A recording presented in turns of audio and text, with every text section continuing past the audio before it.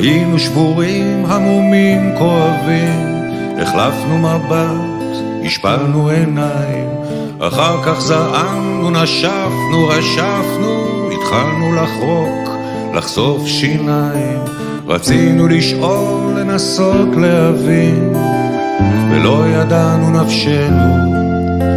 אחר כך חייכנו, לקחנו אוויר, זרקנו הכל וחזרנו לשנינו. תודה על השקט, תודה על האור, על הלב הרחב שהניס את הכל, על הראש הבריא, שערת הנפש, הזמן היקר, החום והרגש.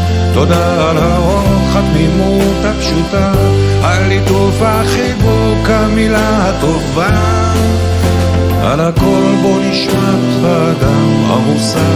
תודה אנשים טובים, תודה.